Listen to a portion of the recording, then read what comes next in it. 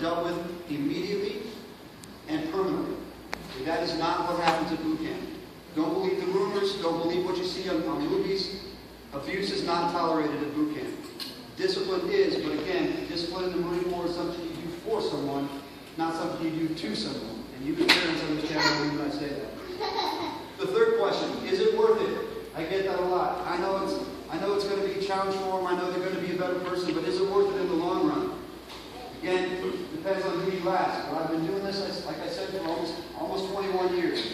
And in that time, if you've worn your uniform in the airport, if you've worn your uniform in a restaurant, you know that every time somebody will come up to you and tell you about the time that they were in the Marine Corps or the Army or the Navy. And I can tell you that happens to me a lot on this duty. Not once, not ever, has anybody come up to me and said, you know, I joined the Marine Corps and I wish I hadn't. It was a mistake. I served 4 years and it was horrible. I wish I hadn't done that. That has never happened to me. Those words have never been spoken to me. Very frequently, though, I hear people come up and say, you know, I was going to join the Marine Corps. I talked to the recruiter and I was about to go, and I didn't. And I sure wish I had. I've regretted it the rest of my life. Okay, so is it worth it? In my experience, for people who have been on both sides of the fence, it absolutely is. In my experience, here's the reason it's worth it. Because people in life, just from my observation, fail for one of 4 reasons. People fail because they're unable to work with others. They're not going to have that problem. They're not even allowed to use first-person pronouns. Okay, they're going to be very aware that the world doesn't revolve around them in a very short amount of time. They have to speak in the third person.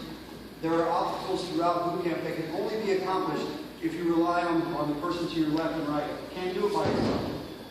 Just like you can't get through life by yourself. People that try, that are unable to work with others, fail.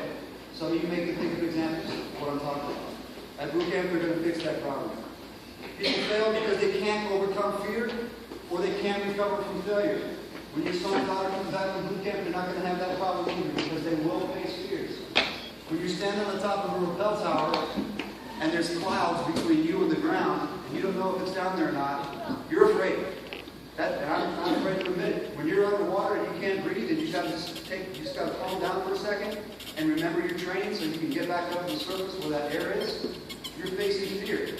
They're going to overcome that. And that's going to make them equipped not just to pass the pool exam, not just to pass the rappelling exam, but to pass life. They're going to get used to facing their fears and overcoming that. They're going to fail. Let me just first rebuttal. Nobody's ever going to make it through boot camp perfect. You will fail. And as I look at you, I know how impressive you are. I know that there's varsity captains. I know that there's 4-1 GPAs. I know that you're overachieved, every one of you, else you wouldn't be here tonight. But you will fail. Some of you will be the first time. When they fail, that is more valuable of a lesson than if they don't fail, because they're going to learn how to get up, put themselves back in the saddle, and try again. They will develop the humility to know that they're going to fail, as well as the confidence to know that eventually they'll succeed if they keep trying. And so when they leave boot camp, they're not going to have a problem with facing their fear or overcoming failure.